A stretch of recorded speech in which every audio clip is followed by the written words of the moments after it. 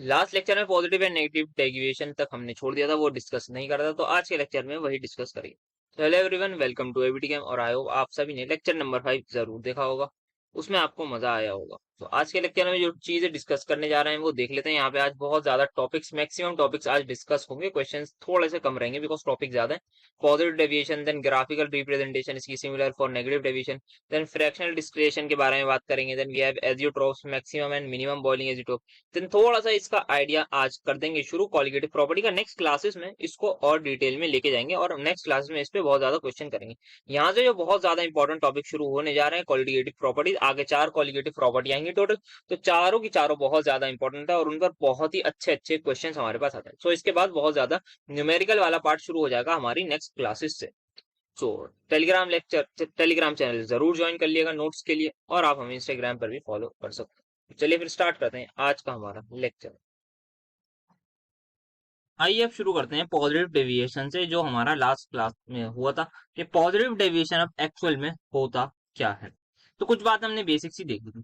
मान लेते हैं एक सॉल्वेंट है, उसके बीच में कोई इंटरेक्शन होगी, सॉल्यूट भी होगा, यस सर होगा, उसके बीच में कुछ इंटरेक्शन होगी, मिक्स कर देंगे, क्या बन जाएगा सर, सॉल्यूशन बन जाएगा। आपस में सॉल्यूट और सॉल्वेंट के बीच में इंटरेक्शन होगी इन द सॉल्यूशन, ठीक है। अब क्या करना है, पॉजिटिव डेविएशन मतलब जो है सर वेपर प्रेशर जो है ज्यादा होगा। मुझे ये सोच के बताइए, अगर मेरा वेपर प्रेशर ज्यादा है, अगर वेपर प्रेशर ज्यादा है तो फोर्सेस ऑफ इंटरेक्शन वीक होनी चाहिए या स्ट्रांग होनी चाहिए। सर ऑब्वियसली अगर वेपर ज्यादा बनानी है कहीं पर, तो यहाँ जो मॉलिक्यूल्स के बीच में जो इंटरेक्शन है ना, इसको हमें वीक करना होगा, तो ये जो है वीक होनी चाहिए। तो अब समझते हैं जो मैंने बात बोली है उसका क्या मतलब है। तो अब जो सॉल्यूट और सॉल्वेंट के बीच में जो फोर्स ऑफ इंटरेक्शन होंगी वो क्या होनी चाहिए सर, वो स्ट्रांग होनी चाहिए। और जो हमारा comparatively as compare to what, as compare to the solution that is solute और सॉल्वेंट की जो इंटरेक्शन है, जो फोर्सेस ऑफ इंटरेक्शन है वो क्या होनी चाहिए सर, वीक होनी चाहिए। वीक क्यों होनी चाहिए, क्योंकि ये क्या है, पॉजिटिव डेविएशन, और पॉजिटिव डेविएशन में क्या होता है, वेपर प्रेशर बढ़ता है, किसका, सॉल्यूशन का, किससे, as compare to this P naught A का प्लस पी नॉट बी का बी से। आई होप ये बात आप सभी को समझ में आई होगी। एक और चीज समझ लेते हैं इसी के साथ साथ। मैंने लिया बी, एक की 80 ml वॉल्यूम ली, दूसरे की 80 ml वॉल्यूम ली, इनके बीच में कुछ इंटरेक्शन थी। एक्चुअल में आनी चाहिए थी, अगर ये आइडियल सोल्यूशन होता तो आती मेरे पास 160 ml। But now what happens, यहाँ पे कुछ फोर्स ऑफ इंटरेक्शन थी, वो क्या थी सर, यहाँ पे जो फोर्स ऑफ इंटरेक्शन थी वो थी स्ट्रॉन्ग, यहाँ भी स्ट्रॉन्ग थी। यहाँ पे आके होकर हो गई वीक। अगर वीक हो गई तो मॉलिक्यूल्स पास होंगे दूर, सर मॉलिक्यूल्स रहेंगे दूर। अगर मॉलिक्यूल्स दूर हो जाएंगे तो क्या 160 ml वॉल्यूम रहेगी, नो सर, 160 से वॉल्यूम बढ़ जाएगी। तो जैसे ही मेरी वॉल्यूम बढ़ जाएगी तो क्या होगा सर, पॉजिटिव डेविएशन, मतलब delta we is greater than zero. तो ये बात हमारी एकदम सही लिखी हुई है। नेक्स्ट इंपॉर्टेंट पॉइंट कि डेल्टा एच मिक्सिंग जो है वो क्या होता है हमारा सर, ग्रेटर देन जीरो होता है। क्या हो रहा है यहाँ पे, टेम्परेचर जो है हमारा डिक्रीज होगा, टेम्परेचर डिक्रीज हो जाएगा, और हमारी जो है हीट जो है वो एब्जॉर्ब होगी। सर ऑब्वियस सी बात है, अगर किसी भी इंटरेक्शन को वीक बनाना है तो क्या होगा सर, उसमें जो है हीट एब्जॉर्ब ही होनी चाहिए, तभी वो जो है हमारी स्ट्रांग बनेगी। अगर हीट वहां से रिलीज हो गई तो वो इंटरेक्शन और ज्यादा स्ट्रांग बनती है। तो हीट क्या करती है, बेसिकली फोर्स ऑफ अट्रैक्शन को ही तो कम करेगी ना हीट। अब जो हीट, अगर कोई हीट मैं दे रहा हूँ किसी भी इंटरेक्शन में, मैं वाटर को हीट दे रहा हूँ, तो वाटर के मॉलिक्यूल्स में फोर्स ऑफ इंटरेक्शन कम होगी, तभी वो वेपर में बनते हैं। वैसे ही जब हमारा फोर्स ऑफ इंटरेक्शन पहले ज्यादा है बाद में कम है, तो ओवरऑल जो डेल्टा एच आएगा वो पॉजिटिव आएगा। इसका मतलब कि जो हीट है वो क्या हुई है सर, हीट हमारी एब्जॉर्ब हो गई, और हमारी जो फोर्स ऑफ इंटरेक्शन है वो इसी वजह से क्या हो गए, वीक हो गए। तो ये बात एकदम सही लिखी है। अगेन ये नीचे वाला universal truth for spontaneous reaction लिखा हुआ है, इसके बाद में ज्यादा बातचीत, इसके बारे में ज्यादा बातचीत नहीं करेंगे। नेक्स्ट आते हैं एग्जांपल्स ऑफ, ये हमारे पास पॉजिटिव डेविएशन, जैसे हमने वहां देखा था आइडियल सॉल्यूशन में, क्या देखा था सर, हमने देखा था कि जो जनरली होमोलोगस सीरीज के होते हैं वो लोग आपका आइडियल सॉल्यूशन दिखाते हैं, जैसे कि एन हेप्टेन, एन हेक्सेन हो गया, और आपका C2H5Br, C2H5Cl, ये वगैरह सब दिखाते हैं।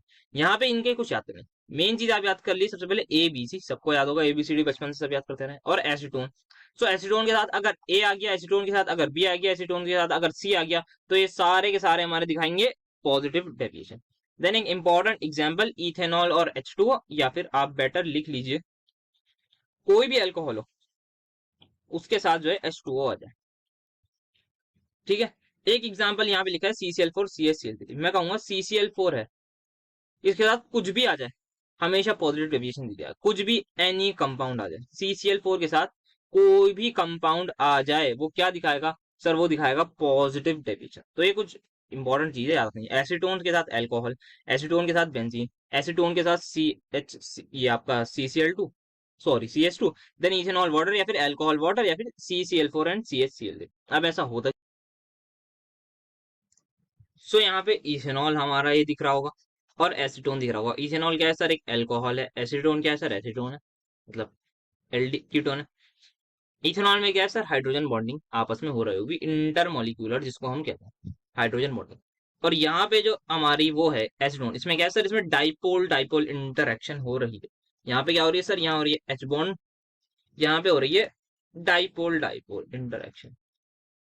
ठीक है, तो यहाँ डाइपोल डाइपोल इंटरेक्शन आपका हो रहा है। तो जैसे जैसे डाइपोल डाइपोल आपस में क्या कर रहा है? इंटरेक्ट कर रहा है। डाइपोल क्या है सर? यहाँ पे del positive del negative, del negative और डेल पॉजिटिव, ये आपस में इंटरेक्शन हो रही है। ये भी एक टाइप की बॉन्डिंग होती है।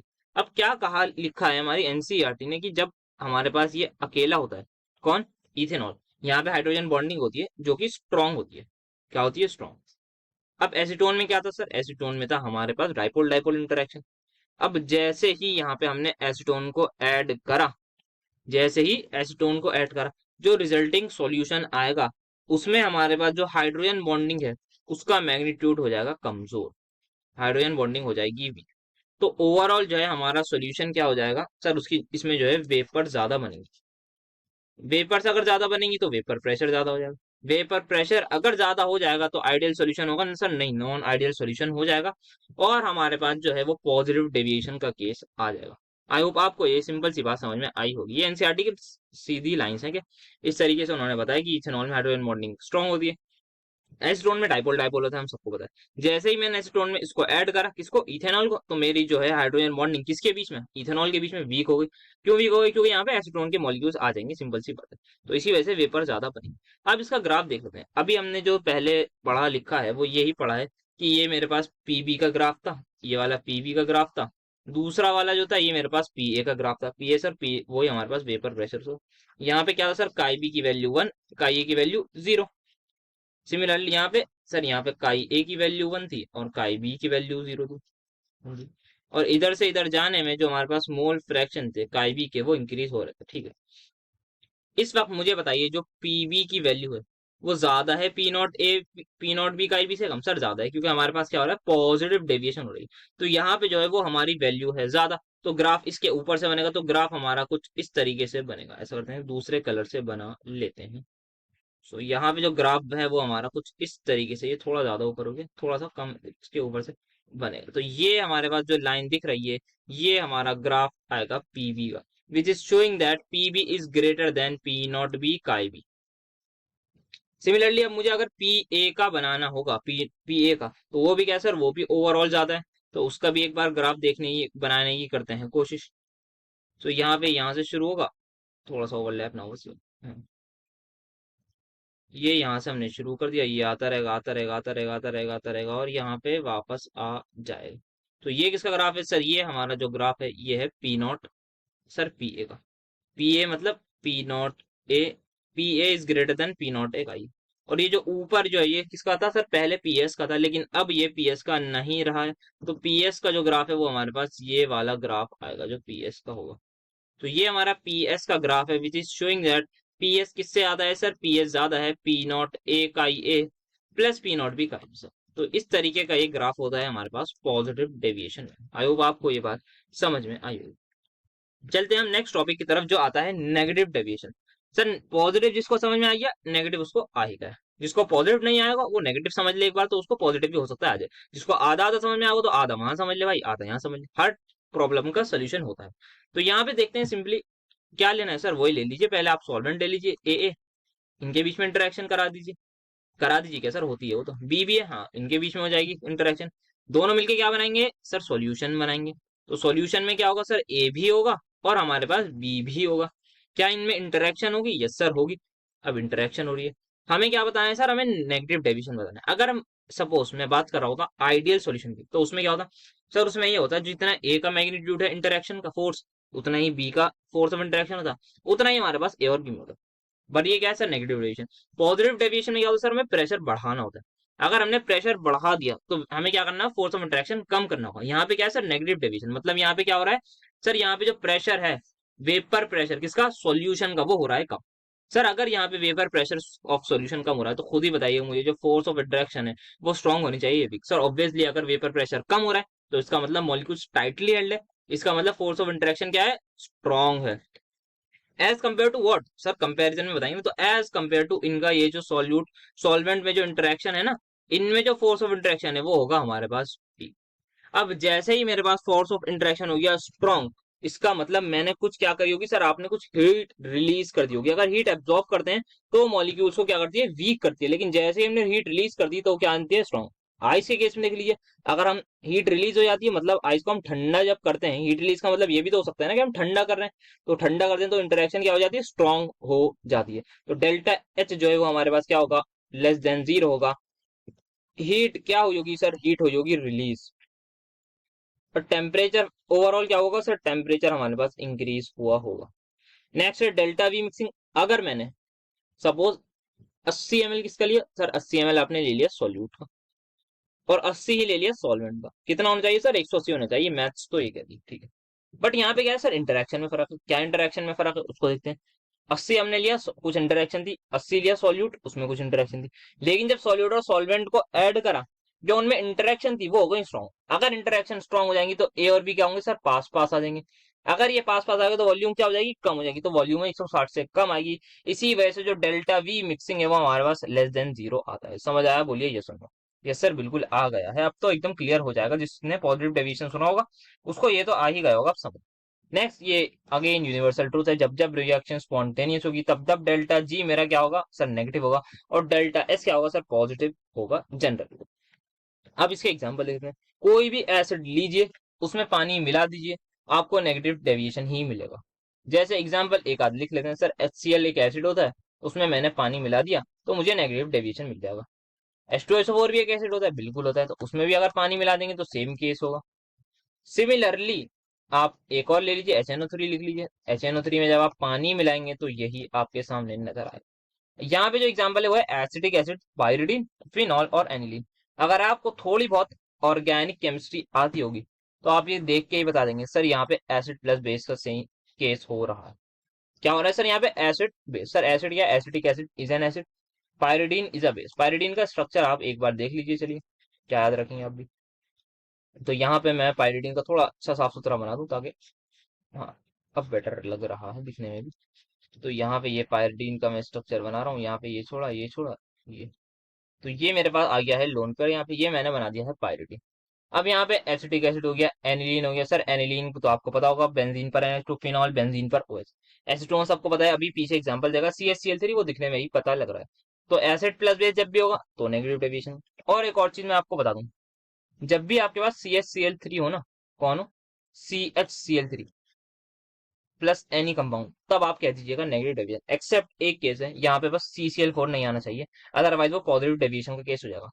क्यों सर, पीछे हमने मैंने बताया था ना आपको, ये जो CHCl4 है इसके साथ कोई भी कंपाउंड है तो क्या दिखाएगा सर, ये दिखाएगा पॉजिटिव डेविएशन। लेकिन यहाँ पे एक एग्जांपल ये भी देख लीजिए, CHCl3 भी।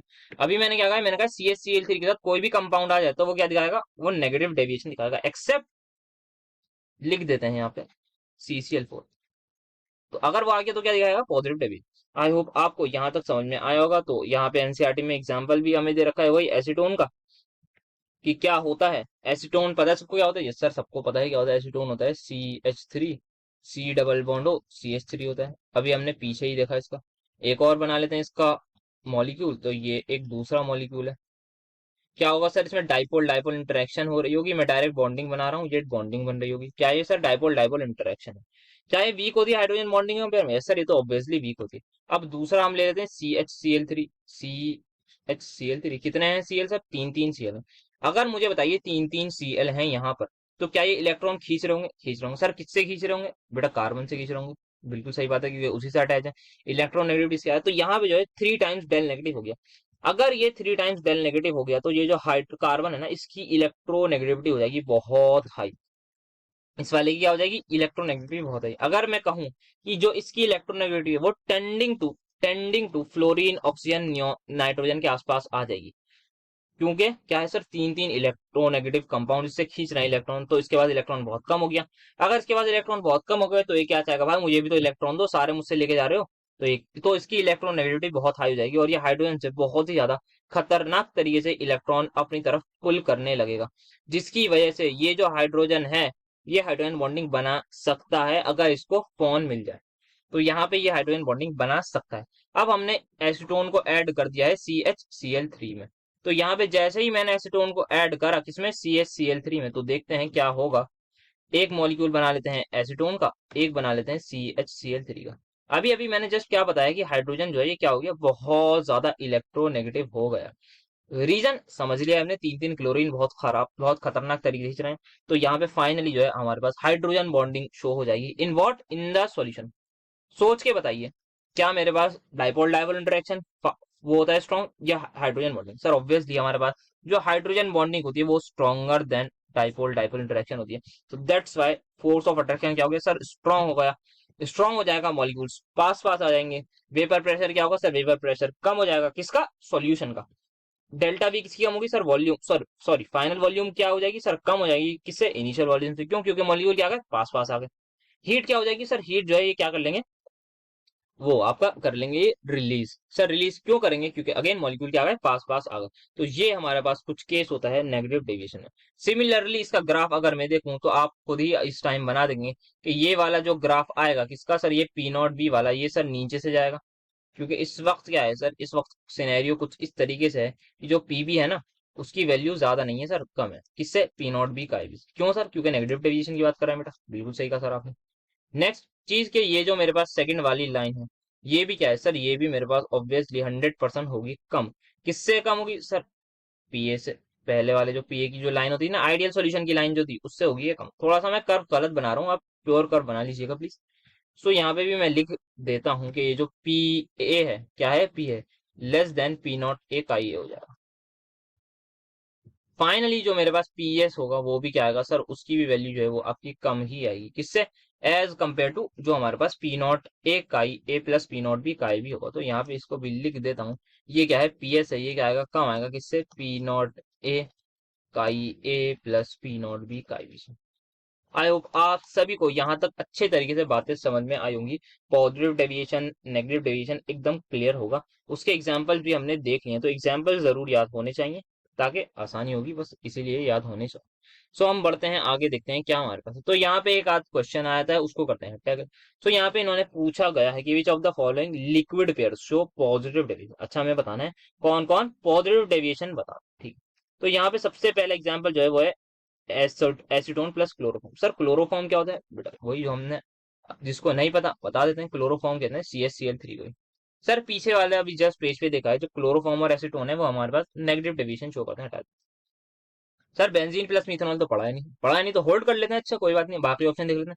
यहाँ पे क्या है सर, यहाँ पे एसिड प्लस वाटर दिख रहा है, nitric acid is an acid, hydrochloric acid is an acid. तो अगर मेरे पास एसिड प्लस वाटर आ जाएगा तो क्या होगा, तो सर नेगेटिव डेविएशन होगा। बट हमें क्या बताना है, पॉजिटिव डेविएशन, तो इसको भी हटा दीजिए, इसको भी हटा दीजिए। ऑप्शन एलिमिनेशन से हम अपने आंसर तक पहुंच गए, बहुत इजी है। तो हमारा आंसर हो जाएगा ऑप्शन नंबर बी। तो ये बहुत इजी सा क्वेश्चन था। नेक्स्ट आता है यहाँ पे एक और question, select the mixture in which the volume of solution is less than 2 VmL on mixing VmL each of the two miscible liquids. तो इस क्वेश्चन को पहले समझना होगा, ये बात किस चीज की कर रहा है। ये कह रहा है कि मैंने दो लिए सॉल्यूट जिसमें VVmL थी। फाइनली मेरे पास 2V आनी चाहिए थी वॉल्यूम, बट जो है वो 2V से कम है। अच्छा अगर वॉल्यूम कम आई होगी तो मुझे बताइए फोर्स ऑफ इंट्रैक्शन स्ट्रॉन्ग हुआ होगा या वीक होगा। सर अगर वॉल्यूम कम है तो मॉलिक्यूल्स पास पास है, मॉलिक्यूल्स पास पास है तो फोर्स ऑफ इंटरेक्शन क्या है सर, हमारे पास ज्यादा है। तो जैसे ही फोर्स ऑफ इंटरेक्शन ज्यादा होगा तो क्या चीज होगी सर, वेपर प्रेशर कम होगा। वेपर प्रेशर कम होगा तो इसका मतलब हमारे क्या है, नेगेटिव डेविएशन है। तो हमें क्या बताना है, अल्टीमेटली एग्जाम्पल बताने हैं नेगेटिव डेविएशन के। नेगेटिव डेविएशन के हमें एग्जाम्पल बताने हैं, तो नेगेटिव डेविएशन वाले देख लेते हैं क्या है हमारे पास। तो नेगेटिव डेविएशन में क्या हमने CCl4 प्लस CS2 पढ़ा है, नो सर ये तो हमने नहीं पढ़ा। किसमें पढ़ा था सर, ये पॉजिटिव डेविएशन, ये तो सर हमने पढ़ा ही नहीं, कहीं भी नहीं पढ़ा। वैसे CCl4 का एक बताया था ना, तो जिसके साथ भी CCl4 आएगा वो क्या दिखाएगा सर, वो हमारे पास पॉजिटिव दिखाएगा, बट हमें नेगेटिव वाला चाहिए। Next benzene plus chlorine, sir ये तो आइडियल सॉल्यूशन बनाते हैं, तो ये हमारे पास आंसर नहीं होगा, इसको भी हटा देते हैं। Next again hexane plus pentane, ये हमारे पास क्या होगा सर, ये भी आइडियल सॉल्यूशन होगा। बट फाइनली हमारे पास ये ऑप्शन है जो हमने अच्छे से एक्सप्लेन भी करा है, जो है ऑप्शन नंबर C। तो यही हमारे पास आंसर हो जाएगा किसका सर, नेगेटिव डेविएशन का। तो इसमें जो वॉल्यूम मिक्स करने पे है वो कम ही आ रही होगी। तो नेक्स्ट क्वेश्चन हमारे पास आ रहा है, हमने क्या लिया है 100 ml लिक्विड क्लोरोफॉर्म ले लिया। 100 ml क्लोरोफॉर्म से CaCl3 होता है। क्या डाल रहे हैं इसमें, एसीटोन डाल रहे हैं। क्या एसीटोन डाल रहे हैं, एसीटोन डाल रहे हैं। कितना 100 ml। होना क्या है चाहिए होता अगर ये आइडियल होता सर 200 ml। क्या ये आइडियल है सर, पता नहीं। पता नहीं क्या, मैंने एग्जाम्पल नहीं पढ़े। यस सर पढ़े। उसमें एग्जाम्पल में पॉजिटिव डेविएशन और नेगेटिव डेविएशन दोनों के पढ़े। यस सर पढ़े। तो जो हमारे पास CaCl3 था वो क्या था, और उसके जब हम एसीटोन डालते थे सर ये हमारे पास नेगेटिव डेविएशन शो करता, क्योंकि फाइनली क्या हो रहा था, हाइड्रोजन बॉन्डिंग हो रही थी जिसकी वजह से इंटरेक्शन स्ट्रांग हो रही है। तो इसका मतलब हमारी जो वॉल्यूम है 200 ml से कम आनी चाहिए हर हाल में। 200 ml नहीं आनी चाहिए। 200 ml कब आती, जब हमारे पास आइडियल होता, बट ये आइडियल नहीं। 203 कब आती, जब ये क्या होता पॉजिटिव डेविएशन हो, पर ये क्या है नेगेटिव डेविएशन। 198 कब आती, जब हमारे पास ये क्या है नेगेटिव डेविएशन, और ये नेगेटिव डेविएशन ही है, तो यही हमारा आंसर भी है। तो हमारे पास आंसर हो जाएगा ऑप्शन नंबर सी। तो डी तो कोई लॉजिक ही नहीं है। नेक्स्ट एक और क्वेश्चन आ रहा है, total vapour pressure of mixture, हमें 1 मोल एक्स है हमारे पास, उसका पी नॉट दे रखा है। 2 मोल वाई हमारे पास, उसका पी नॉट दे रखा है, और हमें प्रेशर ऑफ द सॉल्यूशन दे रखा है। अच्छा, तो सर मतलब इन्होंने प्रेशर ऑफ सॉल्यूशन दे रखा है, ठीक है। हमें पी नॉट ए दे रखा है, हमें मोल दे रखे हैं, मतलब मोल फ्रैक्शन दे रखे हैं, तो इन्होंने सब कुछ तो दे रखा है। हमें बताना क्या है, हमें ये बताना है कि ये डेविएशन पॉजिटिव है नेगेटिव है। सर ये कैसे बताएंगे, मतलब समझ नहीं आ रहा सर ये बात। तो अब हमें क्या करना है, तो सबसे पहले आपको क्वेश्चन समझना होगा। तो कुछ कुछ लोग कहेंगे भाई कैन नॉट बी डिटरमाइंड, ये तो हम बता ही नहीं सकते, बट थोड़ा सा सब्र रखिए। पी नॉट की वैल्यू क्या है सर, हमारे पास 240 टॉर है, पीएस की सॉरी। क्या मैं पी नॉट ए का ये प्लस पी नॉट बी का भी निकाल सकता हूँ, यस सर आप निकाल सकते हैं। पी नॉट ए की वैल्यू क्या है सर, पी नॉट एक्स की बात चलिए तो 150 इंटू 1/1+2, सो 1/1+2 हो जाएगा मेरे पास 1/3। Yes, plus P naught B क्या है सर, पी नॉट बी नहीं सर, पी नॉट वाई, हाँ जी वही एक बात हो जाएगी। पी नॉट वाई हमारे पास 300, किससे मल्टीप्लाई करूंगा सर, आप कर दीजिए 2/, क्योंकि 2 मोल इसके हैं, डिवाइड बाय टोटल मोल। करते हैं इसको सॉल्व, तो देखते हैं क्या आता है। ये आ जाएगा 50 प्लस ये आ जाएगा 100, तो 200। तो सर यहाँ पे जो वेपर प्रेशर है पी नॉट ए का ये प्लस पी नॉट बी का भी, वो तो आ रहा है 250 टॉर, लेकिन पीएस क्या आना चाहिए था वो। तो अब मुझे बताइए जो पीएस है वो क्या है सर, कम है, किससे कम है, पी नॉट ए का ये प्लस पी नॉट बी का भी। अगर वेपर प्रेशर मेरा है कम तो क्या होगा सर, नेगेटिव डेविएशन होगा। तो आंसर हो जाएगा ऑप्शन नंबर ए। बहुत इजीली इस क्वेश्चन को भी कर लिया है। थोड़ा सा समझना था कि किस तरीके से अप्रोच करना है, तो इस टाइप के भी न्यूमेरिकल फॉर्म में आ जाते हैं हमारे पास क्वेश्चन। आई होप ये समझ में आएगा। Next and I think AIPMT 2006 में ये सवाल आया था। एक सॉल्यूशन है किसका, एसीटोन का, किसमें, इथेनॉल में। वो किस तरीके से बिहेव करता है सर, ये तो डायरेक्ट हमने एग्जांपल्स में पढ़ा है। जब एसीटोन होता है तो एसीटोन के साथ ABC, मतलब A for alcohol, B for benzene, C for CH2 जब होते हैं तो ये सारे के सारे हमें पॉजिटिव डेविएशन ही शो करते हैं। तो यहाँ पे जो दो ऑप्शन है हमारे पास वो पॉजिटिव डेविएशन है, बट ऐसा नहीं है क्योंकि ये हमारे पास हो गई है प्रिंटिंग मिस्टेक, तो इसको मैं कर देता हूँ नेगेटिव डेविएशन। तो आंसर क्या हो जाएगा सर, ये हमारे पॉजिटिव डेविएशन दिखाएंगे, तो ऑप्शन हो जाएगा डी आंसर। सो आई होप ये भी आपको समझ में आया होगा क्वेश्चन। अब स्टार्ट करते हैं टॉपिक फ्रैक्शनल डिस्टिलेशन। थोड़ा बहुत हमने आप सबको बेसिक्स के बारे में बताया सक्सेसिव डिस्टिलेशन में, थोड़ा सा कुछ पॉइंट जानना है उसके बारे में करते हैं। तो सबसे पहले ये प्रोसेस यूज किया जाता है ऐसे लिक्विड्स को सेपरेट करने के लिए जिनका बॉइलिंग पॉइंट अलग हो। एक सॉल्यूशन में दो कंपोनेंट है ए और बी, दोनों के बॉइलिंग पॉइंट में डिफरेंस है, तो हम उनको सेपरेट कर सकते हैं। अब कैसे करते हैं ये देखते हैं। यहाँ पे ये एक मैंने ले रखा है बीकर, इस बीकर में कुछ ले लेते हैं, आपका ए भी ले लेते हैं, एक बी ले लेते हैं। कुछ अमाउंट इसमें ए होगा, कुछ अमाउंट इसमें बी होगा। ये एक सॉल्यूशन है, दोनों के दोनों वॉलेटाइल लिक्विड्स हैं। क्या दोनों वेपर्स बनाएंगे, यस सर दोनों हमारे कुछ ना कुछ वेपर्स बनाएंगे।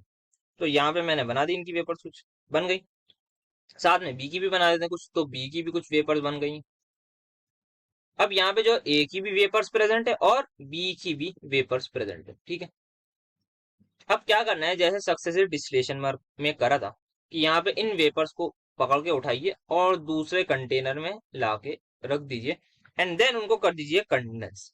तो यहाँ पे हमने क्या करा है, अब यहाँ पे कुछ वेपर्स होंगी इसकी और यहाँ पे ये कंडेंस हो गया।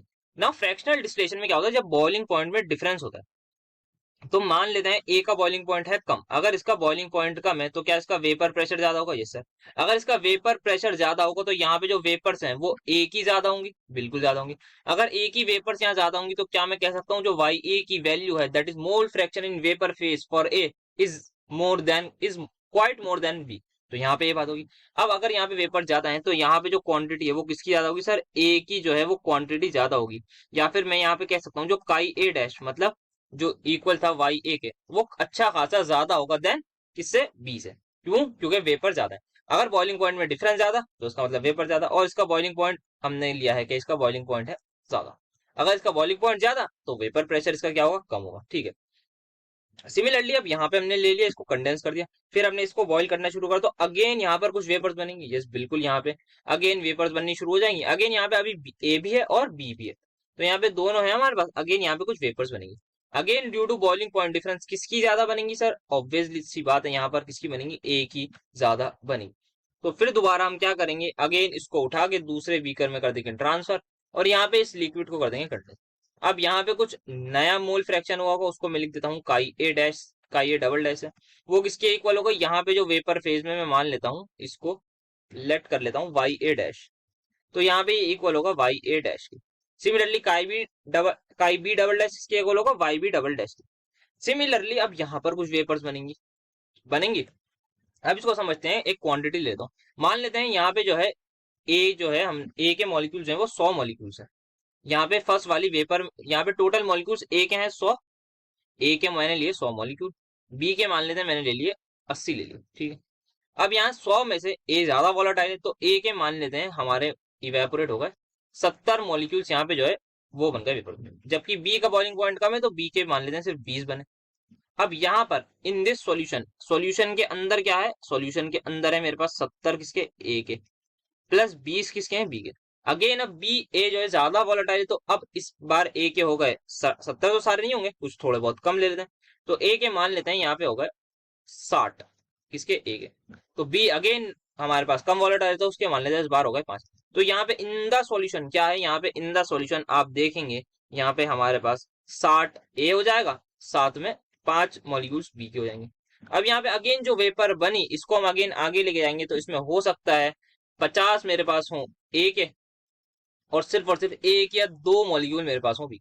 तो क्या हुआ है इससे, क्या मैं इससे सेपरेट कर पा रहा हूं दोनों लिक्विड को। अब मैं आगे ये प्रोसेस कंटिन्यूसली सक्सेसिवली करता जाऊंगा, तो क्या होगा, एक टाइम ऐसा आएगा जहां पर सिर्फ और सिर्फ ए बचेगा। मान लेते हैं ए के 30 बचे, 35 बचे या 20 मॉलिक्यूल बचे, बट ए बचेगा और बी एकदम माइन्यूटली नेग्लिजिबल होगा। तो सर दो चीजें यहाँ पे देखनी, क्या यहाँ पे ए और बी क्या कोई स्पेसिफिक रेशो में जा रहे हैं, नो सर रेशो में नहीं जा रहे, क्योंकि इसका बॉइलिंग पॉइंट में डिफरेंस है, तो यहाँ पे बी कभी 20 होगा, कभी 5 है, कभी यहाँ पे 2 है, तो कोई रेशो में नहीं जा रहा है ऐसा स्पेसिफिक। डिपेंड किस पे कर रहा है, बॉइलिंग पॉइंट पे। ए का जो है बॉइलिंग पॉइंट है वो कम, तो वो ज्यादा वेपर बना है, तो हम ए को पहले आराम से कर लेंगे सेपरेट। तो इसी वजह से अब यहाँ पे ए अगेन आगे मैं एक और लाऊंगा, इन वेपर्स को कंडेंस करूंगा, फिर एक और सक्सेसिवली करता जाऊंगा। तो फ्रैक्शनल डिस्टिलेशन में हम इस तरीके से सेपरेट करते हैं, जिन लिक्विड्स का बॉइलिंग पॉइंट डिफरेंस आ जाएगा अच्छा खासा, तो वहां पे उनकी वेपर्स में फर्क आ जाएगा। वेपर्स में फर्क आ जाएगा तो अलग अलग तरीके से बार बार हम सक्सेसिवली उनको कंडेंस करते जाएंगे उनकी वेपर्स को। और एक टाइम ऐसा आएगा जब प्योरली मेरे पास जो सॉल्यूशन है उसमें सिर्फ और सिर्फ ए ही बचेगा, और एकदम नेग्लिजिबल अमाउंट में बी बचेगा। तो तब हमारा फ्रैक्शनल डिस्टिलेशन या फिर सक्सेसिव डिस्टिलेशन का कंसेप्ट होगा पूरा। तो ये हमारे पास होता है फ्रैक्शनल डिस्टिलेशन का कंसेप्ट। अब यहीं से हम स्टार्ट कर देते हैं अपना टॉपिक जो है एजियोट्रोप्स। सो एजियोट्रोप क्या है, यहाँ पे सबसे पहले यहाँ इसकी डेफिनेशन रीड कर लेते हैं। तो यहाँ लिखा हुआ है एजियोट्रोप जो है वो मिक्सचर होता है। मिक्सचर का मतलब इसमें दो कंपोनेंट होंगे, मिनिमम एक ए होगा एक बी होगा, which boils like pure liquid, that is it has one boiling point. क्या मतलब है, ए है मेरे पास, एक मिक्सचर है, मतलब दो कंपोनेंट है, एक ए है एक बी है। ए का बॉइलिंग पॉइंट मान लेते हैं 100 है, बी का बॉइलिंग पॉइंट मान लेते हैं 200 है। लेकिन ये जब हमने इन दोनों को मिक्स कर दिया, ए और बी को एक कंटेनर में रख दिया, तो ये जब बॉईल कर रहे हैं ना, तो ऐसा नहीं है कि 100 डिग्री पर ए ने बॉईल करना शुरू कर दिया, और ऐसा नहीं है कि बी ने 200 डिग्री पर बॉईल करना शुरू कर दिया, बल्कि ऐसा हो रहा है कि ये जो है एक कॉमन बॉइलिंग पॉइंट मान लेते हैं 140 डिग्री सेल्सियस पर दोनों बॉईल कर रहे हैं। इसका मतलब हम इसको सेपरेट नहीं कर सकते। जो अगली लाइन है, it can not be separated by fractional distillation, why, because यहाँ पर जो है दोनों सेम टेम्परेचर पर बॉईल हो रहा है। अब ऐसा क्यों हो रहा है, इसके बारे में अभी नेक्स्ट लाइन है उसके बारे में समझते हैं। तो इतना आपको क्लियर होगा कि मिक्सर मतलब दो कंपोनेंट है, दो कंपोनेंट है, दोनों के अलग बॉइलिंग पॉइंट होने चाहिए हमारे पास प्योर फॉर्म में। बट यहाँ पे जब हमने इनको मिक्स कर दिया, तो अब ये प्योर लिक्विड की तरह बिहेव कर रहे हैं, मतलब इनका एक ही बॉइलिंग पॉइंट आ रहा है। अब उसके बारे में समझते हैं। यहाँ पे लाइन लिखी हुई है, ratio of azeotropes in liquid phase and in vapour phase are equal. तो यहाँ पे जो लाइन है इसके बारे में समझते हैं। तो यहाँ पे अगेन मैंने एक ले लिया है बीकर। अब किसकी बात कर रहे हैं हम? एजियोट्रोप्स की बात कर रहे हैं। एजियोट्रोप्स में ऐसी क्या प्रॉब्लम होती है? यहाँ पे दो कंपोनेंट ले लेते हैं, एक ले लेते हैं अपना ए कोई कंपोनेंट और दूसरा ले लेते हैं बी। दोनों की वेपर्स बनेंगी, यस दोनों की वेपर्स हमारे पास बनेगी। इसको मैं कह रहा हूँ ए, इसको मैं कह रहा हूँ बी। ए की भी वेपर्स बनेंगी, बी की भी। अब इसके बारे में थोड़ा सा समझिएगा।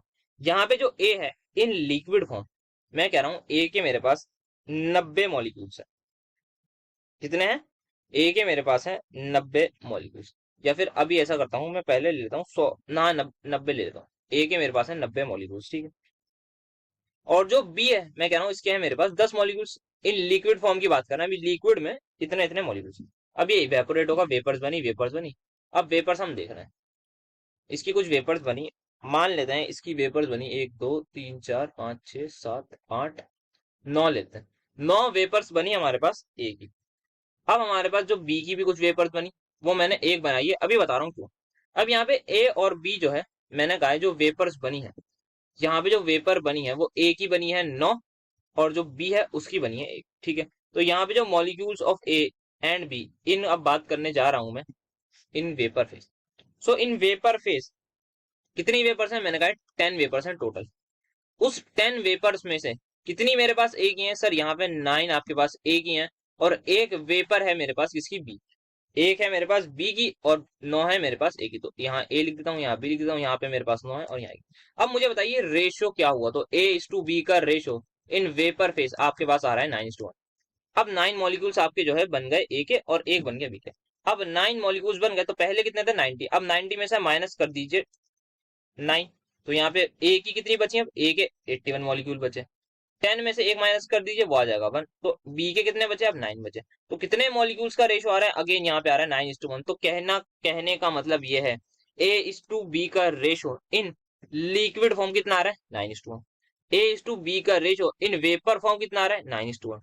जब ये रेशो इक्वल आ रहा है तो क्या कभी इसको हम सेपरेट कर सकते हैं? जब भी ये कभी बॉयल होगा, जब भी हम अगर मैं इस वेपर को दूसरे उसमें ले जाऊं बीकर में, फिर उस बीकर में दोबारा इसको वो करूं, क्या बॉईल करूं, दोबारा ये रेशो में होगा। कुछ मॉलिक्यूल भले ही कम हो गए लेकिन दोनों के कम होंगे और यूनिफॉर्मली कम हो रहा है, तो हमेशा ए भी प्रेजेंट होगा और हमेशा बी भी प्रेजेंट होगा। क्यों ऐसा हो रहा है? क्योंकि बॉइलिंग पॉइंट इन दोनों का है सेम। सेम है नहीं, इसका सेम बन गया है इस सॉल्यूशन का। ये जो सॉल्यूशन है जिसमें ए भी है और बी भी है, इसमें जो है हमारे पास बॉइलिंग पॉइंट बन गया है सेम, और इसी वजह से हम इसको कहेंगे एजियोट्रोपिक मिक्सचर, या फिर ये हो गया हमारे पास एजियोट्रोप। आई होप आप सभी को ये बात समझ में आई होगी। एक और बार बता देते हैं कि यहाँ पे ए है, उसके कुछ मॉलिक्यूल्स हमने ले लिए 90, बी है उसके मॉलिक्यूल्स ले लिए 10, किसमें? लिक्विड फॉर्म में। इसकी वेपर, दोनों की वेपर बनेगी। अब हमने जब वेपर्स देखी तो मान लेते हैं 10 वेपर्स बनी टोटल। 10 में से कुछ ए की बनी, कुछ बी की बनी। हमने जब देखा कि ए की 9 वेपर्स बनी है, बी की हमने देखा एक वेपर बनी, ठीक है कोई बात नहीं। रेशो निकाला हमने कि ए इस टू बी का जो रेशो है वो वेपर फेज में आ रहा है 9:1, कोई प्रॉब्लम नहीं थी यहाँ तक। अब जब हमने देखा कि 90 मॉलिक्यूल्स से सॉल्यूशन में, तो अब बचे कितने होंगे 90 में से? सर 9 तो हमारे पास चले गए वेपर में, तो 89 बचे, ठीक है। 10 थे हमारे पास इन लिक्विड में। अब लिक्विड में से एक चला गया, तो अगर एक चला गया तो कितने बचे? 9 बचे, ठीक है। अब हमने देखा जो इसका रेशो आ रहा है इन लिक्विड फॉर्म में वो 9:1 ही आ रहा है। तो इसका मतलब जो लिक्विड फॉर्म में रेशो था इसका number of molecules of A and B, वही हमारे पास वेपर फेज में आ रहा है। सपोज हटाइए 10 हटा दे रहे हैं, इस बार मैं कर रहा हूँ ये 20 कर दीजिए। अगर मैंने इसको 20 कर दिया तो मैं देखूंगा यहाँ पे इसकी 18 हो जाएंगी, इसकी 2 हो जाएंगी। दोबारा रेशो में निकालने जाऊंगा तो 18:2 दैट इज 9:1 आएगा। और यहाँ पे मैं जब दोबारा रेशो निकालूंगा, मैं इसको 18 माइनस कर रहा हूँ तो ये हो जाएगा 72:8, ये भी मेरे पास 9:1 ही आएगा। अगर 30 हो जाएंगी तो ये 27 हो जाएगा, ये 3 हो जाएगा। सिमिलरली अगर ये 27 3 हो गया, ये मेरे पास 63 हो जाएगा, ये 7 हो जाएगा। और finally ultimately ratio is going to be same that is 9:1। तो ये एक बहुत अच्छी बात है। यहाँ पे जो काई ए है और यहाँ पे कुछ काई बी है, यहाँ पे वाई ए है, यहाँ पे वाई बी है। सो जो काई ए की वैल्यू है वो इक्वल है वाई ए के, और जो काई बी की वैल्यू है वो इक्वल हो जाएगी वाई बी की। क्योंकि रेशो जब सेम आ रहा है तो मोल फ्रैक्शन भी हमारा सेम ही आ रहा होगा। जितने मॉलिक्यूल्स, क्योंकि यूनिफॉर्मली हमारे पास जो हो रहे हैं वो इवेपोरेशन हो रही है ना, उसी उतने ही मॉलिक्यूल्स हो रहा है। सो आई होप आपको एजियोट्रॉप का कंसेप्ट समझ में आया होगा। और अब ये बिल्कुल भी सेपरेट हम इनको नहीं कर सकते, किसके द्वारा? फ्रैक्शनल डिस्टिलेशन के, बिकॉज हर बार रेशो में होता जाएगा। 9:1 मान लेते हैं, अगर यहाँ 9 और 1 है तो और इवेपोरेट करेंगे, फिर अगर इसकी एक वेपर होगी तो उसकी 1/9 वेपर इवेपोरेट हो जाएगी। समझ रहे होंगे आई होप मैं क्या कहना चाह रहा हूँ, कि हमेशा मेरे पास बी प्रेजेंट रहेगा, नो मैटर ए क्या है। और ये इसीलिए वैसे भी आ रहा है क्योंकि यहाँ पे ए का अमाउंट ज्यादा है, बी का अमाउंट कम है। अगर मान लीजिए मैं इक्वल अमाउंट ले लूँ, ए की भी 50 मॉलिक्यूल ले लूँ, बी की भी 50 मॉलिक्यूल ले लूँ, तो मैं उसको सेपरेट कर ही नहीं सकता। अगर वो एजियोट्रोप है या फिर एजियोट्रोपिक मिक्सचर है तो मैं उसको सेपरेट नहीं कर सकता। सो ये हमारे पास हो गई एजियोट्रोप की बात। अब इनको करते हैं थोड़ा सा क्लासिफाई। हमारे पास टाइप्स ऑफ एजियोट्रोप आती हैं, एक हो गई मिनिमम बॉइलिंग पॉइंट, एक हो गई मैक्सिमम बॉइलिंग पॉइंट। क्या होता है इसके बारे में समझते हैं। सबसे पहले minimum boiling point, minimum sorry maximum, maximum का मतलब कम होता है, सॉरी ज्यादा होता है मैक्सिमम का। क्या ज्यादा होगा, बॉइलिंग ज्यादा होगा, मतलब बॉइलिंग पॉइंट ज्यादा होगा। Here boiling point of azeotrope is greater than boiling point of either component. अच्छा, मेरे पास एक कॉम्पोनेंट है ए, एक कॉम्पोनेंट है बी, इसका बॉइलिंग पॉइंट है मान लेते हैं 200 डिग्री सेल्सियस, इसका बॉइलिंग पॉइंट है मान लेते हैं 300 डिग्री सेल्सियस। इंडिविजुअली हमने क्या करा, इसको मिलाया, किसमें, आपस में मिला दिया और एक सॉल्यूशन बना दिया। यहाँ पे इसमें अब ए भी प्रेजेंट है और बी भी प्रेजेंट है। अगर ये मेरे पास मैक्सिमम बॉइलिंग पॉइंट एजियोट्रोप है, अगर ये मैक्सिमम बॉइलिंग पॉइंट है, तो जो भी इसका बॉइलिंग पॉइंट आएगा वो दोनों के बॉइलिंग पॉइंट से ज्यादा का, मतलब 200 से भी ज्यादा, मतलब 300 से भी ज्यादा। सिंपल कह सकता हूं मैं, 300 से ज्यादा आएगा। वो 301 हो सकता है, 310 हो सकता है, 400 हो सकता है, 600 हो सकता है, मुझे नहीं पता क्या होगा, लेकिन 300 से ज्यादा होगा हर हाल में, 200 से भी ज्यादा होगा। तो ये हमारे पास हो जाएगी मैक्सिमम बॉइलिंग एजियोट्रोप। अब ऐसे कौन होते हैं जो मैक्सिमम बॉइलिंग पॉइंट शो करते हैं, वो हमारे पास होते हैं जितने भी लोग नेगेटिव डेविएशन दिखाते हैं, वो सारे के सारे हमारे एग्जांपल्स होते हैं मैक्सिमम बॉइलिंग एजियोट्रोप के। सिंपल सी बात है। नेगेटिव डेविएशन का मतलब क्या होता है, वेपर प्रेशर कम। अगर वेपर प्रेशर कम है तो सिंपल सी बात है, बॉइलिंग पॉइंट क्या हो जाएगा, ज्यादा हो जाएगा। तो यहाँ पे जो कंसेप्ट है वो ये है कि बॉइलिंग पॉइंट किसका, एजियोट्रोपिक मिक्सचर का, जो भी एजियोट्रोप है उसका जो बॉइलिंग पॉइंट है वो ज्यादा है। किससे ज्यादा है, बॉइलिंग पॉइंट ऑफ ए या फिर बी, दोनों का बॉइलिंग पॉइंट देख लीजिए, उनसे ज्यादा आएगा आपके एजियोट्रोप का बॉइलिंग पॉइंट। आई होप आपको मैक्सिमम बॉइलिंग पॉइंट एजियोट्रोप के बारे में क्लैरिटी हुई होगी। अब यहाँ पे एक एग्जांपल हमारे पास आता है कि हमने पढ़ा है कि जो नेगेटिव डेविएशन वो कौन दिखाते हैं, एसिड प्लस वो दिखाते हैं हमारे पास, एसिड प्लस वाटर दिखाते हैं, और एसिड बेस दिखाते हैं हमारे पास। और एक और एग्जांपल है वो भी आपको याद होगा, I hope, that is acetone and CaCl3 वाला। तो यहाँ पे एक एग्जांपल है, उसके बारे में थोड़ा पता होना चाहिए। वाटर को मैं एसिड में मिला रहा हूँ, वो ले रहा हूँ मैं HNO3 इस बार। ये आई गेस इंपॉर्टेंट है काफी। इसमें आपसे अब एजियोट्रोप की हमने बात करी। एजियोट्रोप में एक ये इंपॉर्टेंट चीज ये होती है कि एजियोट्रोपिक मिक्सचर ऐसा नहीं है कि मैं अपनी मर्जी से कितना भी वाटर मिला लूं, अपनी मर्जी से कितना भी एसिड मिला दूं, वो एजियोट्रोप ही बनाएगा। एक स्पेसिफिक कॉम्पोजिशन, एक स्पेसिफिक परसेंटेज आती है जब जाके वो एजियोट्रोपिक मिक्सचर की तरह बिहेव करता है। सो इस केस में हमें ये याद होना चाहिए कि अगर हमने इन दोनों को मिक्स करा और मैंने 32% लिया वाटर एंड 68% लिया मैंने HNO3, तब जाके ये मेरा मिक्सचर शो करेगा एजियोट्रोपिक मिक्सचर। और कौन सा एजियोट्रोपिक, मैक्सिमम बॉइलिंग पॉइंट वाला। और इस केस में जो बॉइलिंग पॉइंट आता है फॉर दिस एजियोट्रोप वो हमारे पास आता है 393.5 केल्विन। सो बॉइलिंग पॉइंट इस एजियोट्रोप का आता है ये। वाटर का बॉइलिंग पॉइंट सबको पता है 373 केल्विन होता है, HNO3 का बता देते हैं 359 केल्विन होता है। क्या बॉइलिंग पॉइंट मैक्सिमम आना चाहिए, तो मतलब इससे ज्यादा आना चाहिए, और यस इससे ज्यादा ही लिखा है हमने। तो ये एग्जांपल बस पता होना चाहिए कि जब वाटर और दूसरा HNO3 आपस में मिक्स होंगे तो एक एजियोट्रोपिक मिक्सचर बनाएंगे। कब बनाएंगे, एक स्पेसिफिक कॉम्पोजिशन वो ये होगी कि जो वाटर है वो 32% होगा और HNO3 68। मतलब क्या होगा, अगर मैंने 100 ग्राम सॉल्यूशन लिया तो उसमें 32 ग्राम में लूंगा वाटर और 68 ग्राम में लूंगा HNO3, ये होगा इसका मतलब। और उसका बॉइलिंग पॉइंट कितना आएगा, 393.5 kelvin, because it is a maximum boiling azeotrope. As क्या शो कर रहा है, ये नेगेटिव डेविएशन शो कर रहा है। इंडिविजुअल बॉइलिंग पॉइंट भी यहाँ पे लिख दिए हैं, वाटर का सबको पता होता है, HNO3 का भी लिख दिया है। सो अब आगे चलते हैं यहाँ पर मिनिमम बॉइलिंग एजियोट्रोफी। अगर आपको मैक्सिमम बॉइलिंग समझ में आ गया तो ये तो आपको समझ में आ ही गया होगा। डायरेक्टली मैं स्टेटमेंट ये लिख रहा हूँ कि जो बॉइलिंग पॉइंट होगा किसका, मेरी एजियोट्रोप का, कम होगा या ज्यादा, सर मिनिमम है, इसका मतलब क्या होगा, वो कम होगा। किससे कम होगा, बॉइलिंग पॉइंट ऑफ ए और बी, दोनों के बॉइलिंग पॉइंट से कम होगा। मान लेते हैं एक है मेरे पास ए, एक है बी। इस बार ए का मैं बॉइलिंग पॉइंट ले लेता हूँ 150 डिग्री सेल्सियस, बी का मान लेते हैं 170 डिग्री सेल्सियस। तो जो भी मेरे पास एजियोट्रोप आएगी after mixing A and B at a specific composition, उसका बॉइलिंग पॉइंट ऑब्वियस सी बात है 150 डिग्री से कम ही आएगा हर हाल में। हो सकता है 145 डिग्री सेल्सियस है, हो सकता है 100 डिग्री सेल्सियस आए, हो सकता है -70 डिग्री सेल्सियस आए, इस कुछ भी आए, इससे कम आएगा, मुझे नहीं पता क्या आएगा, लेकिन 100% श्योरिटी है कि वो 150 डिग्री सेल्सियस से कम ही आएगा। तो कौन शो करेगा? ये जितने भी लोग पॉजिटिव डेविएशन शो करते हैं वो हमारे आएंगे मिनिमम बॉइलिंग एजिटोप में। क्यों? पॉजिटिव का मतलब वेपर प्रेशर ज्यादा, और अगर वेपर प्रेशर है ज्यादा तो क्या चीज कम होगी? बॉइलिंग पॉइंट हमारी हो जाएगी कम। तो ये हो गया हमारे पास इसके बारे में। तो इसके एग्जांपल्स तो सभी को याद होंगे आई गेस। कौन से वाले? जो भी हमारे पास पॉजिटिव डेविएशन शो करते हैं उन सबके एग्जांपल, जैसे कि एसीटोन के एग्जांपल थे 3। एसीटोन में अगर हम ए बी सी ऐड करते हैं तो होता है, साथ में इथेनॉल वाला विद वाटर या फिर अल्कोहल प्लस वाटर भी हमारे पास पॉजिटिव डेविएशन ही शो करता है। तो ये हमारे पास मिनिमम बॉइलिंग एजिटोप हो गया है। बहुत सिंपल सी बात है, इसमें कोई ऐसी चीज नहीं है जो आपको याद रखनी है, या फिर बेटर है रख लेते हैं इसमें भी याद। वो आप रख लीजिए, वाटर ले, वाटर को मिला दीजिए इथेनॉल में। इथेनॉल क्या होता है? सबको पता है, इथेनॉल इज एन अल्कोहल।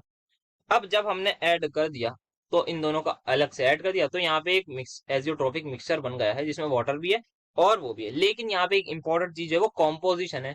अगर मैंने 4.6% वाटर लिया प्लस 95.4% C2H5OH लिया, एट दिस कॉम्पोजिशन ये मेरा बिहेव करेगा एज एजियोट्रोप। मतलब अगर मेरे पास 100 ग्राम सॉल्यूशन है, 100 में से मैंने 4.6 ग्राम ले लिया वाटर, बचा हुआ दैट इज 95.6 ग्राम वो मैंने ले लिया इथेनॉल, तब जाके जो भी सॉल्यूशन बनेगा वो एक एजियोट्रोप बनेगा। और कैसा एजियोट्रोप बनेगा? मिनिमम या मैक्सिमम? सर वो बनेगा आपका minimum, because it is an example of positive deviation. तो यहाँ पे इसके बॉइलिंग पॉइंट की भी बात कर लेते हैं। वाटर का सबको पता है 373 केल्विन। इथेनॉल का बता देते हैं, ये हमारे पास होता है आपका 351.3। हाँ, ये हो गया 351.3 केल्विन। किसकी बात हो रही है सर? यहाँ पे अब बात हो रही है मिनिमम बॉइलिंग पॉइंट की। तो यहाँ पे जो भी बॉइलिंग पॉइंट आएगा वो 351.3 से कम ही आएगा। एंड यस वो हमारा कम आता है, जो हमारे पास हो जाएगा 1 सेकेंड। हाँ, तो यहाँ पे थोड़ा सा ही एक माइन्यूट सा चेंज आएगा, वो आएगा इसका बॉइलिंग पॉइंट होता है 351.15 केल्विन के इक्वल।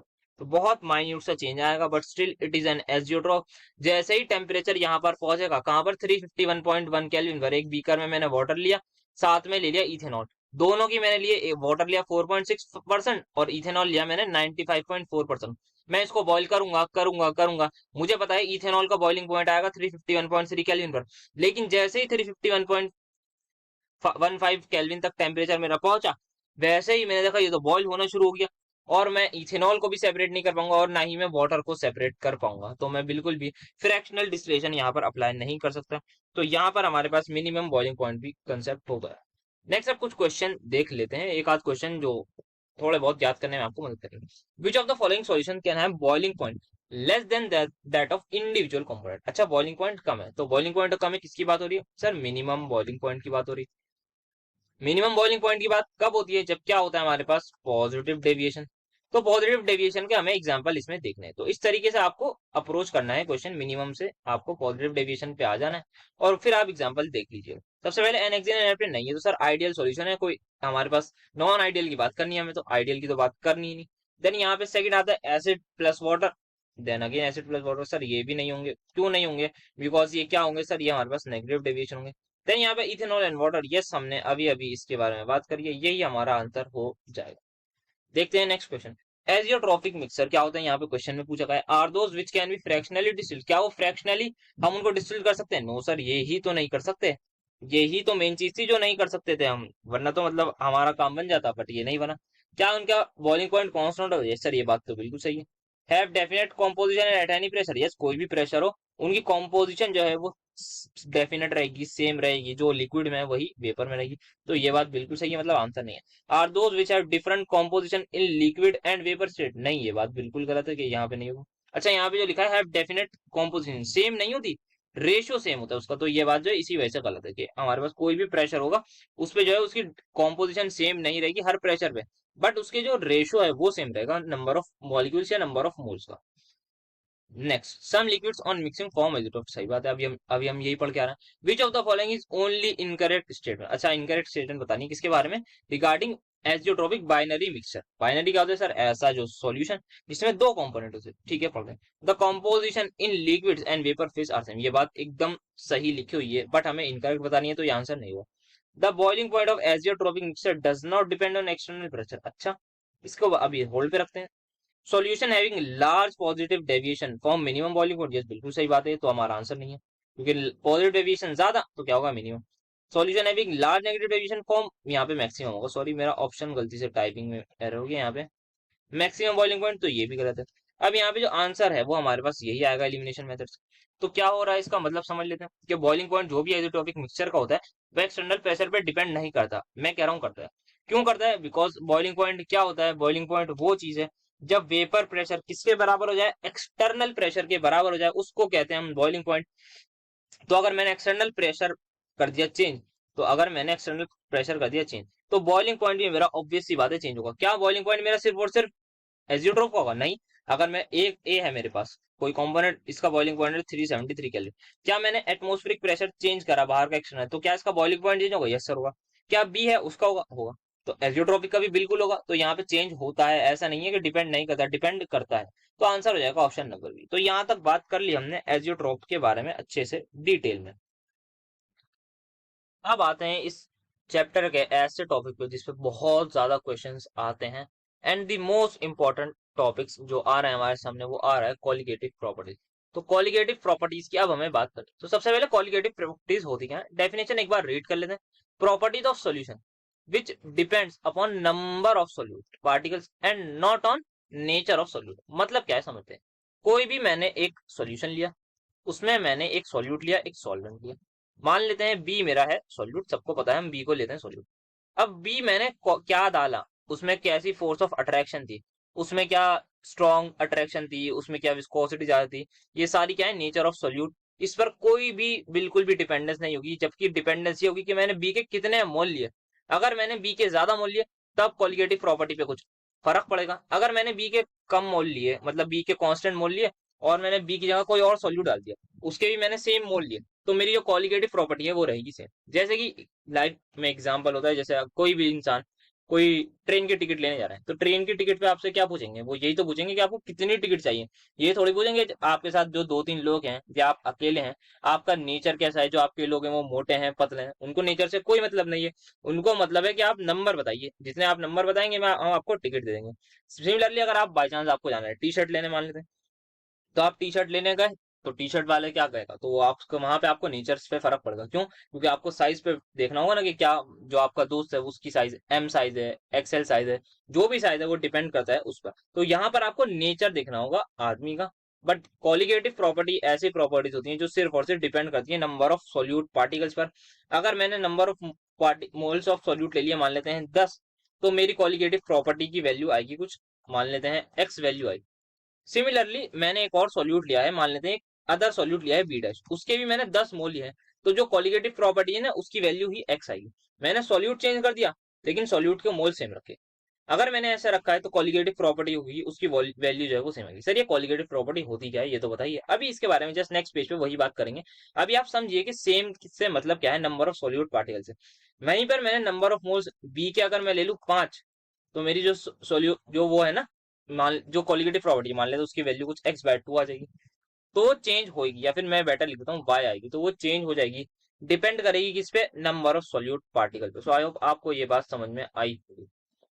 जो हमें इस चैप्टर में पढ़नी है कॉलिगेटिव प्रॉपर्टीज, वो है हमारे पास सबसे पहले टाइप्स ऑफ कॉलिगेटिव प्रॉपर्टीज देख लेते हैं। तो टाइप्स ऑफ कॉलिगेटिव प्रॉपर्टीज में हमारे पास 4 कॉलिगेटिव प्रॉपर्टी है। सबसे पहली जो आज हमें पढ़नी है वो है relative lowering of vapour pressure, जिसको RLVP से भी लिखते हैं। देन होती है elevation in boiling point, depression in freezing point, and हमारे पास ऑस्मोटिक प्रेशर। आज के लेक्चर में या फिर जो अभी थोड़ा बहुत बेसिक देखेंगे वो RLVP का देखेंगे। तो शुरू करते हैं RLVP से। मैं ये कह रहा हूँ कि ये मैंने आपको टॉपिक पढ़ा दिया सर, झूठ बोल रहे हैं आप, मतलब बिल्कुल एकदम झूठ है ये तो आपने बताया नहीं। क्या मैंने रॉल्स लॉ पढ़ा है? यस सर आपने रॉल्स लॉ तो पढ़ा है, पर आपने ये नहीं पढ़ा है कि relative lowering of vapour pressure. क्या मैंने Rawls law for non volatile solute पढ़ा है? यस सर वो भी पढ़ा है आपने। बताना बेटा जरा मैंने क्या बात करी थी। आइए उसी के बारे में बात करते हैं, Rawls law for non volatile solute के बारे में। ठीक है सर कर लेते हैं अगर आप कह रहे हैं तो जो रॉल्स लॉ है वो क्या कहता है, जो पीएस की वैल्यू है वो किसके इक्वल होगी, पी नॉट ए का आई प्लस पी नॉट बी का आई की। यस सर चैप्टर हमने इसी से पढ़ा है, ये चीज तो हमें रट गई। अगर मेरे पास वॉलेटाइल नॉन वॉलेटाइल सॉल्यूट है तो इसका मतलब उसकी वेपर्स नहीं बन रही, और पी नॉट बी क्या हो जाएगा 0। तो क्या मेरी पीएस की वैल्यू हो जाती है पी नॉट ए का आई है? यस सर ये हो जाती है। तो यही है बेटा मेरा बस RLVP, इसी से हमें डिराइव करनी है। अगर आपको इतना पता है तो आप बहुत इजीली आगे कर सकते हैं। तो आइए करते हैं, यहाँ तक आई होप आपको क्लियर होगा। अब नेक्स्ट चीज मैं क्या कर रहा हूँ, आई थिंक इसको, क्या मैं काई को लिख सकता हूँ 1 माइनस काई? यस सर, ये तो आप बिल्कुल लिख सकते हैं 1 माइनस काई, तो लिख दीजिए, अच्छी बात, 1 माइनस काई भी लिख दिया।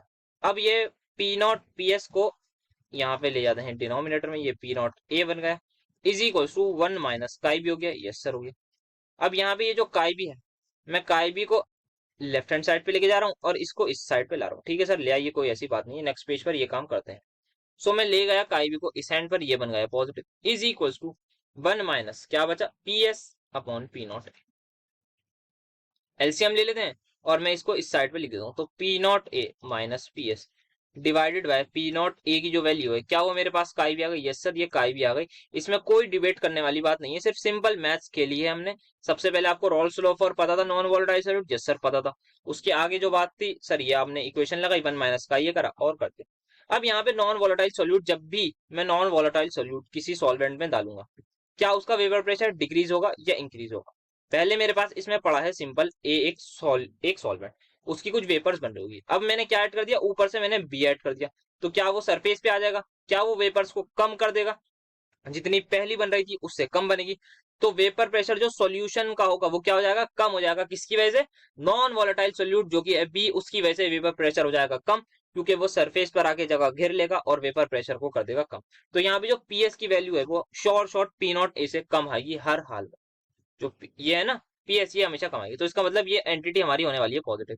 जो पी नॉट ए है वो ज्यादा होगा किससे? पीएस से। पीएस से क्यों ज्यादा होगा? क्योंकि पीएस के टाइम पर हमारे पास इसमें आ गया है अब बी, और बी क्या है? नॉन वोलेटाइल सोल्यूट है। वो क्या कर रहा है, वो आके सरफेस घेर लेगा, और सरफेस पे जैसे ही वो घेर लेगा तो हमारे पास वेपर प्रेशर कर देगा कम। अब यहाँ पे ये relative lowering of vapour pressure है क्यों? पी नॉट ए क्या है सर? ये हमारे पास है वेपर प्रेशर ऑफ सॉल्वेंट। ये क्या है? Vapour pressure of pure solvent. Pure solvent होगा, हाँ जी, इसका कुछ वेपर प्रेशर होगा। पीएस क्या है सर? ये जो पीएस है ये है हमारे पास वेपर प्रेशर ऑफ सॉल्यूशन। ठीक है, अब यहाँ पे क्या वेपर प्रेशर कम हो गया? ये सर पहले क्या था? पी नॉट ए था, अब क्या हो गया? पीएस। तो क्या मैं कह सकता हूँ जो पी नॉट ए है वो ज्यादा है किससे? पीएस से। यस, तो P naught A minus PS मेरे पास सिंपली हो जाएगा लोअरिंग ऑफ वेपर प्रेशर। मतलब कितना वेपर प्रेशर कम हुआ है, यही तो मतलब होगा। सोल्यूट जब मैंने डाला नॉन वोलेटाइल था तो वेपर प्रेशर कम करेगा, तो ये आ गया मेरे पास लोअरिंग ऑफ वेपर प्रेशर। अब जो रिलेटिव लोअरिंग है, रिलेटिव का मतलब होता है किसी के रिलेट में, मतलब किसी के रिस्पेक्ट में, किसी से मैं कंपेयर कर रहा हूं। और वो मैं कंपेयर करूंगा इनिशियली जो कंडीशन थी, इनिशियली मेरे पास प्योर सॉल्वेंट था, उसमें मैंने सॉल्यूट डाला तो मेरा वेपर प्रेशर हो गया चेंज। तो इसी चीज को मैं कहूंगा RLVP, that is relative lowering of vapour pressure. और ये किसके इक्वल है? ये इक्वल आ रहा है mole fraction of solute. So relative lowering of vapour pressure is just is equal to mole fraction of solute. I hope ये बातें आपको क्लियर होंगी। एक बार जल्दी से क्विक रिकैप कर देते हैं।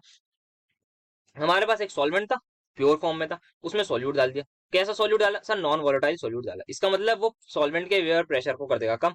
अब जब सॉल्यूट डाल दिया तो बन जाएगा हमारे पास सॉल्यूशन। जब सॉल्यूशन बन गया तो उसका कुछ वेपर प्रेशर होगा, लेकिन वो वेपर प्रेशर होगा कम। किससे कम? सॉल्वेंट से। क्यों कम होगा? क्योंकि अब हमने सॉल्यूट डाल दिया है, वो सरफेस पे जगह घेर लेगा और वेपर्स कम बनवाएगा, तो यहाँ पे कुछ वेपर प्रेशर हो जाएगा कम। अब हम कैलकुलेट करेंगे कितना कम होगा, तो हमने देखा जो पहले था P naught a pure solvent का, देन उसमें सॉल्यूशन के बाद कुछ कम हो गया तो उसको कह दिया हमने लोअरिंग ऑफ वेपर प्रेशर। अब रिलेटिव मतलब किसी की रिस्पेक्ट में, किसी से कंपेयर करके बात करनी है, तो वो हम बात करेंगे इनिशियली जो कंडीशन थी, दैट इज पी नॉट ए। तो पी नॉट ए को हमने डिवाइड कर दिया तो वो चीज बन जाएगी RLVP, जिसको हम कहेंगे relative lowering of vapour pressure. और ये किसके इक्वल है? ये हमारे पास काई बी के इक्वल है। सो आई होप आपको अभी यहाँ तक एकदम क्लैरिटी होगी। अब एक और ऐसा करते हैं, एक और डेरिवेशन कर लेते हैं हाथ के हाथ। क्या मैं काई बी को लिख सकता हूँ NB upon NA plus NB? Yes sir, ये भी लिख सकते हैं आप, बिल्कुल, कोई इसमें शक नहीं है। अब यहाँ पे एक कंडीशन है, अगर मेरे पास इफ सॉल्यूशन जो है, हमारे पास कोई सॉल्यूशन होगा, वो जो है उसको लिखा होगा डाइल्यूट, या तो सॉल्यूशन डाइल्यूट है और परसेंटेज ऑफ सॉल्यूट की, कुछ दे रखी होगी।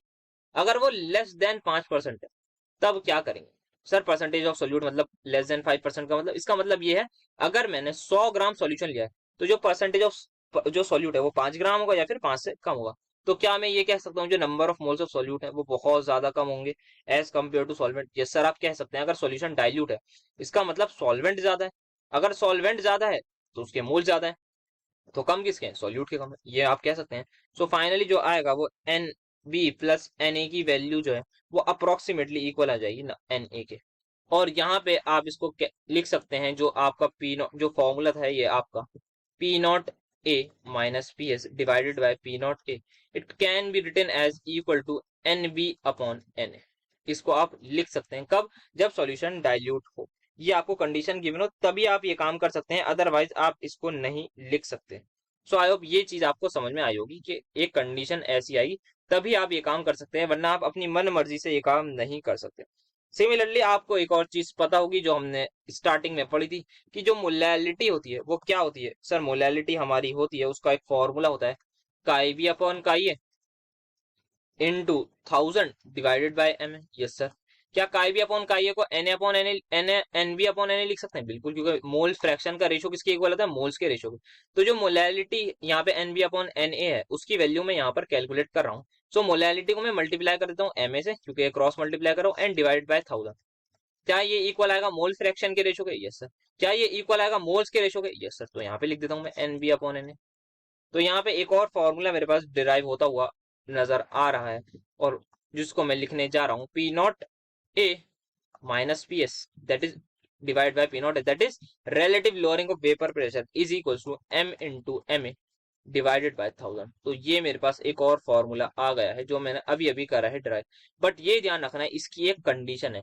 क्या ये हर जगह लगा सकते हैं आग बंद करके? नो, बिल्कुल हम हर जगह नहीं लगा सकते। तो क्या ऐसी कोई फॉर्मूला है जो हम लगा सकते हैं आग बंद करके? सर ये वाला है। तो ये जो फॉर्मूला है काई बी के इक्वल एकदम आपको जो पुट करना है, इसको आप आग बंद करके लगा सकते हैं।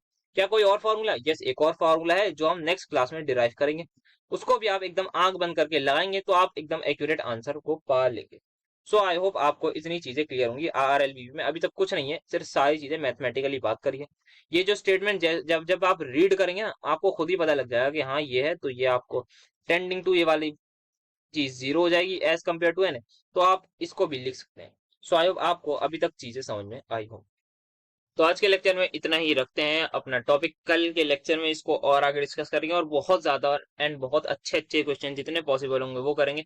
बाकी और अच्छे क्वेश्चन इस टॉपिक पर वेंट ऑफ फैक्टर के बाद जरूर आएंगे, और चैप्टर के एंड में तो एक सेशन जरूर आएगा जिसमें बहुत ज्यादा क्वेश्चंस और अच्छे अच्छे क्वेश्चंस की प्रैक्टिस होगी। सो आई होप आप सभी को लेक्चर में जरूर मजा आया होगा, एंड आप टेलीग्राम चैनल जरूर ज्वाइन कर लीजिएगा नोट्स के लिए, और आप इंस्टाग्राम पर भी फॉलो कर सकते हैं, लिंक आपको दोनों चीजों की डिस्क्रिप्शन में मिल जाएगी। So thank you so much for attending my lecture.